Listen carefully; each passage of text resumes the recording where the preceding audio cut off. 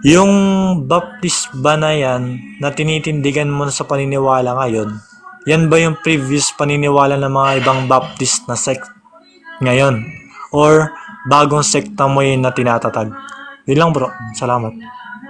Ang sagot, hindi yan bago at hindi rin yan sektang tinatag ng tao namin, kundi yan ay yung tinatag ni Kristo. At kahit naman sa inyong Quran may mababasang baptist. O yan yung sagot doon sa tanong, malinaw yun. So ngayon ako magtatanong sa'yo. Sige bro. Ang tanong ko po sa inyo, diretso lang, ano? Aware po ba kayo na may mga Muslim translations ng inyong Quran na may baptist sa inyong Quran? Aware po ba kayo doon o hindi? Surah Al-Imran ayat 39, aware po ba kayo na may mga Muslim translations kayo na baptist ang nilagay doon sa Quran? Aware po ba kayo doon? Pwede naman sumagot bro. Sige, sagutin mo. Sa amin bro, sa Islam, di ba, di ba nagdidebate dito? Sa amin no, tinatanggap namin na merong some Okay. na translation, may ganun talaga. Kasi Okay. yung iba talaga na translation, pag tinranslate sa Tagalog, sa English, or anything, o Maranao, meron taga minsan lumilitaw na ganun. Pero sa amin kasi, hindi sapat yung translation. Talagang dumidirekta talaga kami sa Arabic. Kumbaga, Okay.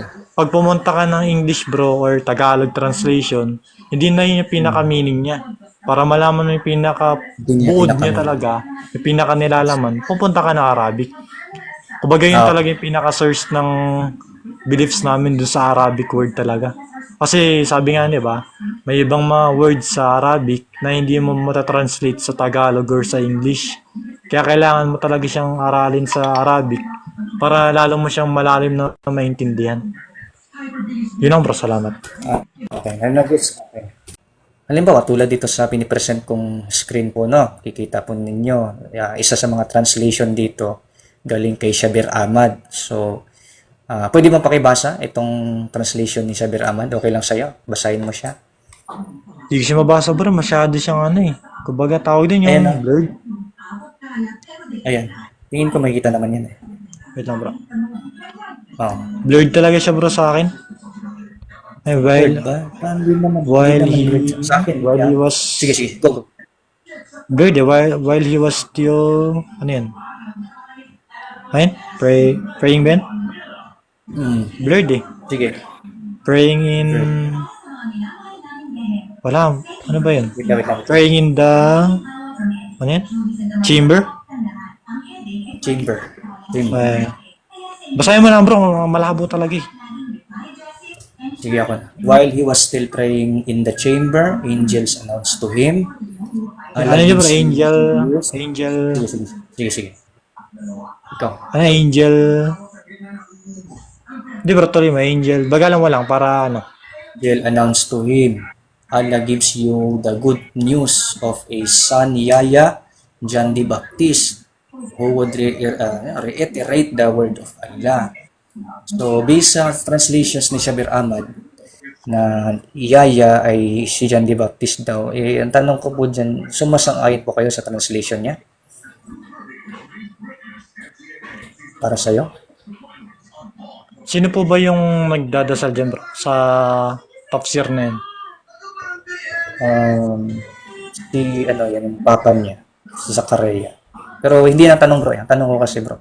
Hindi bro, yung sa akin lang, yung clarification lang ba, yung, kasi yung context yung inaano ko eh, di, kasi pwedeng sangayonan ko, tapos, di ba, iba naman pala yung tinutukoy dun sa kwento, ibang tao pala yung inaakala ko. Ang kwento kasi dyan, Yun lang yung tinatanong ko, bro, sino yung nagdadasal na yun sa chamber? Na kinakausap na angel. Si Mary ba yun or si Zachariah talaga? Zachariah yan na nagdadasal si Zachariah. Bibigyan daw siya ng good news of a son, yung anak daw, Yahya. Nilagay ni Shabir Ahmad, John the Baptist. Gusto ko i-clarify, kukonfirma ko lang, sumasang-ayon po ba kayo sa translation ni Shabir Ahmad dyan? Si Yahya ay John the Baptist. Sumasang-ayon po Oo ba bro, kayo? tinatanggap namin yun bro. Na pinsang buo ni Jesus Christ ni Isa yun. Si John. John the Baptist. Kumbaga sa Arabic, Yahya yung pangalan niya. Yeah. Oh, Yahya. Sige. Ito bro, halimbawa, tafsir ng Sunni. Tatanggapin nyo kaya? Oo bro, tatanggapin naman namin yan with context. Kasi minsan, babasa kasi yung iba ng tafsir tapos out of context naman. Kagaya yung sinabi ko sa'yo kanina. Kapag bumasa ka ng tafsir tapos di mo alam sino yung tinutukoy dun sa kwento. Sino yung nagkikwento. Di ba? O Pakita sino mo yung ng tafsir. pinapatukulan ng kwento. Kaya kailangan alamin mo talaga yung pinaka-context. Sige. So, pakitaan kita ng tafsir. Ito ay galing sa tafsir ni Al-Baqai, isang Sunni interpreter, Sunni. So, tingnan natin dito, no? Sunni siya. Halimbawa, itong tafsir ni Al-Baqai, hindi ko lang sure talaga kung ito ay tinatanggap mo bilang isang scholar Sunni. Kasi bro, Pero sa'yo, sa ngayon, itatanggap mo kaya to? Or hindi mo muna tatanggap? tingnan natin bro, kung aayon sa tindig namin sa Salafiyya, kapag hindi, ligaw siya. Okay. Sige. For clarification lang bro, para maintindihan ko ng malalim no. Na yung tafsir kanina, diyan tafsir na yan, magkaibang tao. Hindi yung tafsir kanina, translation yung kanina. Dito sa tafsir naman na iba. Itong tafsir na to, paliwanag naman to. Kanina yung ginasa natin translation ng Quran kay Shabir Ahmad. Okay bro. So ngayon, tafsir na to, paliwanag ni Al-Baqai doon sa talata kung anong pagkaintindi ni Al-Baqai na Sunni. As for the boy. Yan, as for the boy. So sabi dito, paliwanag ni Al-Baqai, Sunni, sa 3 Al-Imran ayat 39. Sabi niya dito, as for the boy, he grew and became strong in spirit. He remained in the wilderness until the day of his manifestation to Israel. In the 15th year of the reign of Tiberius Caesar, with Platatus, the Nabatean over Judea, Hero, the ruler of Galilee, his brother Philip, the ruler of Tyre, and the region of Aptrahon, Usasus, the ruler of the son of Almighty region of Elea, and Annas, Caiaphas, and the high priest. The word of God came to Zechariah in the wilderness. He went into all the region around the Jordan preaching a baptism of repentance for the forgiveness of sins, as it is written in the book of the words of the prophet Isaiah, saying, a voice of the one crying in the wilderness, prepare the way of the Lord, make his path straight. All the valleys shall be filled, and all the mountains and hills made low. The rough places shall become smooth, and the rough places easy, and all flesh shall see God, the salvation of God. In the Gospel of Matthew, in those days, John the Baptist came preaching the Almighty, preaching in the wilderness of Judea, saying, repent, for the kingdom of heaven is at hand. This is what is written in Isaiah the prophet, a voice crying out, and Mark said, it is written in Isaiah prophet, behold, I send my messenger before your face to make your way straight before you. Then a voice crying out in the wilderness was heard, prepare the way of the Lord, make straight paths for him. John's clothing was camel's hair, and his belt was leather around his waist. His food was locusts and wild honey. Then people came out to him from Jerusalem and Judea and all the regions of Jordan. He baptized them in the Jordan River, confessed their sins. In Mark, John baptized in the wilderness and preached baptism, repentance for the forgiveness of sin.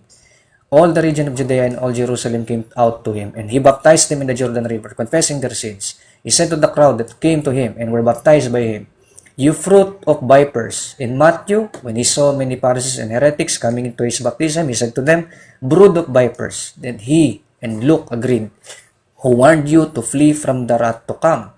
Now bear fruit worthy of repentance, and do not say to yourselves, our father Abraham. I tell you from these stones, look, the axe is laid to the root of the trees, is able to rise up children from Almighty God. And every tree that does not bear good fruit is cut down and thrown into the fire. The crowd asked him, what should we do? He answered them, whoever has 2 tunics or damit should share with the one who has none, and whoever has food should do the same. The tax collectors came to be baptized by him and asked, what should we do, teacher?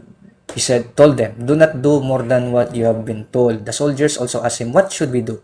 He told them, "Do not revile anyone or extort anything from anyone, and be content with your lot." And all the people thought in their hearts and thought that John was the Messiah. John answered them all and said to them, "I baptize you with water of repentance, and he is the mightier than I am. I am to untie the straps of his sandals." Matthew said, "I am not worthy to carry his sandals." Mark said, and he preached, saying, "He who comes after me is mightier than I am not worthy that is to untie the straps of his sandals. I baptize you with water, but he will baptize you with the Holy Ghost, or his Holy Spirit, and fire. He has winnowing fork in his hand. With it the threshes the grain and gathers the wheat into his barn. He burns the straw so that it will not be quenched, and he does not break bread for the people." And he preached to them many things. And in the Gospel of John, there was a man sent from God whose name was John, who came to bear witness to the light, which is the light of the truth that gives light to everyone, who is coming into the world. To his own he came, and his own did not receive him. But to those who did not receive him, he gave authority, and the word became flesh and dwelt among us, and we beheld his glory, and the glory of the only begotten, full of grace. And John bore witness for him, and cried out, saying, "He whom I said, would come after me was before me, for he is older than I.